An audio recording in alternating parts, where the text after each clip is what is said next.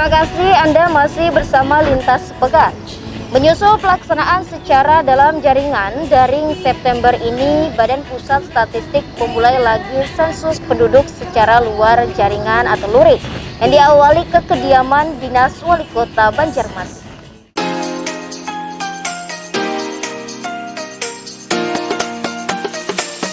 Rombongan petugas sensus penduduk 2020 tiba di rumah Dinas Wali Kota Banjarmasin, Komplek Dharma Praja, Rabu 2 September 2020. Rombongan ini dipimpin Kepala Badan Pusat Statistik Kota Banjarmasin yang langsung menemui Wali Kota beserta istri untuk melakukan sensus penduduk 2020 secara luring. Berhubung Wali Kota sudah mengikuti sensus secara daring, kali ini petugas hanya melakukan verifikasi sekaligus pencocokan data yang telah diisi pada akhir Februari lalu terkait ada atau tidaknya perubahan. Sehubungan dengan itu, Wali Kota menghimbau kepada seluruh warga kota untuk mendukung program ini dan menerima setiap petugas yang akan datang dari rumah ke rumah. Himbauan kami kepada seluruh warga, kita tolong kepada Pak RT, Pak RW, sampaikan dengan warga pian, tolong dibantu para petugas sensus penduduk dari BPS untuk mendata. Kalau misalnya ada perubahan di kartu keluarga, tolong disampaikan saja. Sehingga data kita selalu update dan itu penting untuk pemerintah dalam merancang dan mengevaluasi pembangunan di seluruh lini. Akan ada banyak data yang didapat apabila sensus penduduk tahun ini sukses dilakukan, mulai dari jumlah populasi serta berbagai karakteristik penduduknya sebagai acuan efektivitas pembangunan nantinya. Tujuannya adalah untuk mengetahui jumlah populasi penduduk di suatu wilayah. Jadi baik itu laki-laki maupun perempuan serta penduduk menurut kelompok umur. Itu yang akan didapat dari sensus penduduk. Yang hal-hal lainnya adalah ada juga beberapa karakteristik rumah tangga gitu ya. Jadi nanti akan kita dapatkan kayak apa bentuk bangunan rumah, kayak apa sanitasi lingkungan, itu akan dilakukan lebih lanjut sesudah sensus penduduk. Kegiatan 10 tahunan ini akan berlangsung hingga 15 September untuk menyasar pendataan bagi 700.000 lebih penduduk di Kota Banjarmasin yang akan diwakili masing-masing keluarga atau rumah tangga. Ahmad Makfur, Banjar TV. Informasi lainnya, pemirsa, Raperda Rancangan Pembangunan dan Pengembangan Perumahan dan Kawasan Pemukiman RP 3KP. Selain sebagai payung hukum penataan kawasan perumahan dan permukiman, juga untuk pendauman regulasi yang mengatur pembangunan perumahan di lahan pertanian agar tidak mengganggu sektor pertanian tersebut. Raperda Rencana Pembangunan dan Pengembangan Perumahan dan Kawasan Pemukiman RP3KP selain sebagai payung hukum penataan kawasan perumahan dan permukiman juga untuk pedoman regulasi yang mengatur pembangunan perumahan di lahan pertanian sehingga diharapkan tidak mengganggu sektor pertanian yang ada selama ini. Setidaknya hal itu disampaikan Ketua Pansus Raperda RP3KP Haji Hormansyah saat melaksanakan studi konsultasi ke Kementerian PUPR di Jakarta belum lama tadi. Apalagi dengan ditetapkannya ibu kota baru di Kalimantan Timur, tentu saja Kalimantan Selatan sebagai provinsi penyangga harus siap untuk mendukung kebutuhan pangan.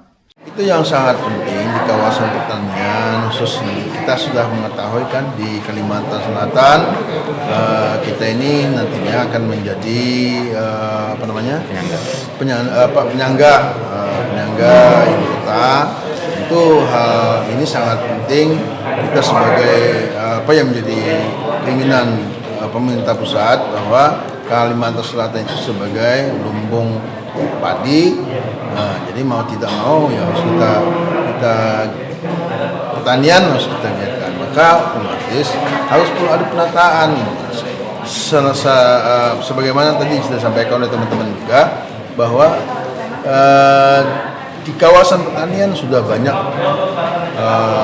dilakukan alih fungsi menjadi perumahan dan sebagainya. Itu yang mungkin diharapkan tidak terjadi lagi ke depannya karena mungkin dengan aturan ini kita akan menjadikan perumahan yang sehat, pertanian yang mungkin tidak terganggu, perikanan tidak terganggu dan sebagainya. Senada dengan hal tersebut, Wakil Ketua Pansus Raperda RP3KP Jihan Hanifah menyatakan Raperda ini juga diharapkan dapat menjadi acuan bagi kabupaten kota di Kalimantan Selatan untuk penataan kawasan perumahan dan permukiman. Fokus Raperdanya ini Bu, penanganan dalam hal dan penataan dalam hal apa aja Bu? Penataannya terkait dengan lahan pemukiman dan kalau secara globalnya tata ruang, tapi lebih menjurus kepada lahan pemukiman dan pemukiman kumuh.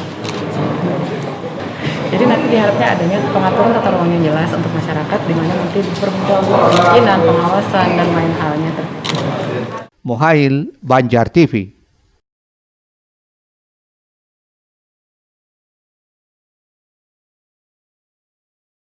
Selanjutnya, Menteri Pertanian Republik Indonesia Syahrul Yassin Limpo melakukan kunjungan kerja ke Kalimantan Selatan untuk melihat secara langsung optimalisasi lahan rawa guna mendukung daerah ini dapat mencapai target sebagai bagian lumbung pangan nasional. Di samping itu juga pemirsa, Menteri Pertanian pastikan ketersediaan pupuk subsidi di Kalimantan Selatan cukup aman.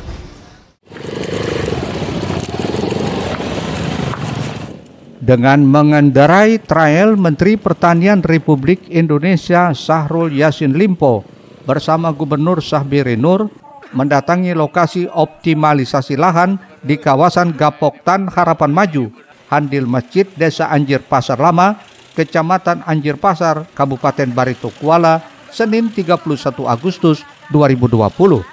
Kunjungan Syahrul Yassin Limpo ingin melihat secara langsung pelaksanaan optimalisasi lahan di Kalimantan Selatan, khususnya lahan rawa yang digenjot di tengah pandemi COVID-19 supaya dapat menjadi bagian lumbung pangan nasional. Tahun 2019 lalu untuk Kalimantan Selatan dialokasikan kegiatan seluas 120.000 hektar di 9 kabupaten, diantaranya Kabupaten Barito Kuala, Kabupaten Banjar, dan Hulu Sungai Selatan. Dengan program optimalisasi lahan rawa ini diharapkan Kalimantan Selatan dapat mencapai target sebagai bagian lumbung pangan nasional dengan peningkatan indeks pertanaman serta peningkatan produktivitas yang berkontribusi pada ketersediaan stok pangan nasional. Kita berharap padi di sini bisa dikembangkan lebih maksimal dengan varietas-varietas unggul. Yang banyak sekarang masih menggunakan varietas lokal karena ini memang kesukaan orang Kalimantan memakannya. Walaupun produktivitasnya sedikit, tidak sebanyak kalau produktivitas menggunakan varietas hibrida atau varietas-varietas unggul lainnya. Kita ingin tahu menurut Pak Gubernur, Pak Ibu Bupati masih pakai varietas lokal, tapi pergantian musim berikut yang akan kita coba percepat menggunakan varietas unggul dengan harapan 1 hektarnya bisa di atas 5 sampai di atas 60 ton. Sidi melaporkan untuk Banjar TV.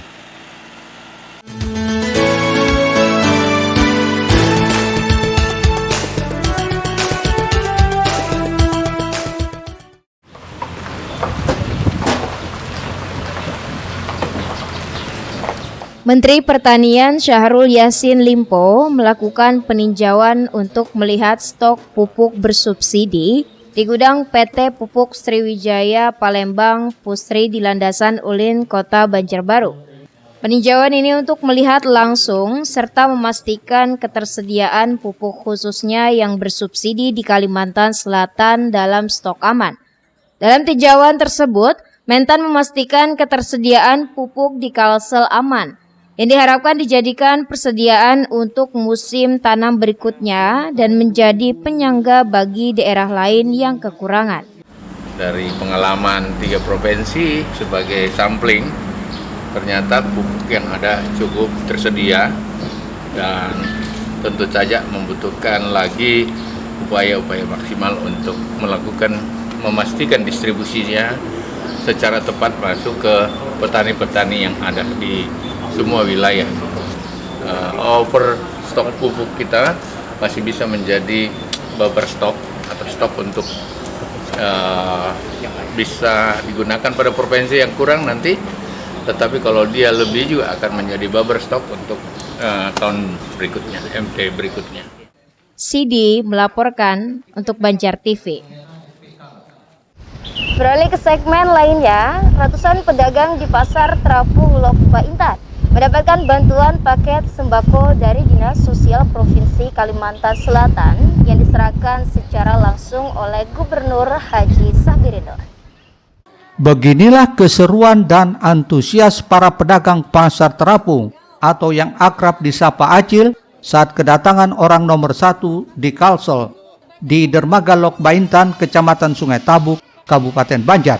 Sedikitnya 350 paket sembako dari Dinas Sosial Kalsel dibagikan Gubernur Paman Birin kepada para pedagang yang terdampak COVID-19. Harapannya mampu meringankan beban hidup di saat sekarang ini.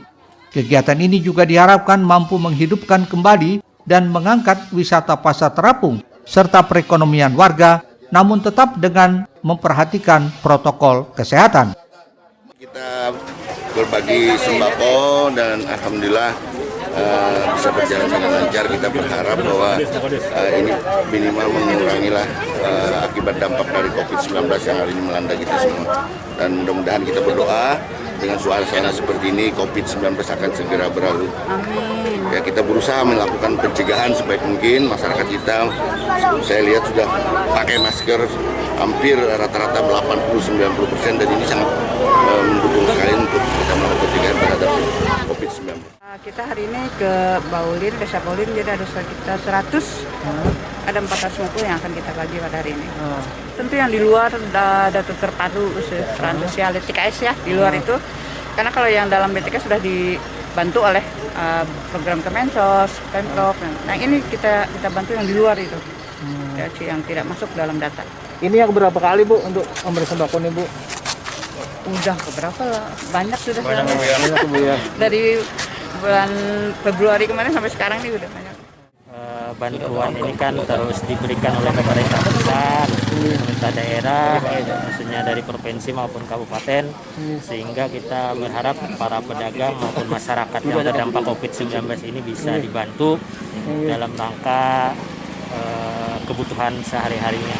Mudah-mudahan artinya kegiatan seperti ini berlanjut, paling tidak kan bisa meringankan beban ekonomi masyarakat yang ada di sekitar khususnya wilayah Kecamatan Sungai Tabuk atau wilayah yang di pinggiran sungai. Hingga saat ini, Dinas Sosial Kalsel telah membagikan 20.000 lebih paket sembako di seluruh wilayah Kalimantan Selatan bagi warga yang terdampak COVID-19. Ahmad Ramadhani, Banjar TV. Usai pariwara berikut ini kami hadirkan, Wali Kota Banjarmasin terima bantuan smartphone dan data internet. Tetaplah bersama kami.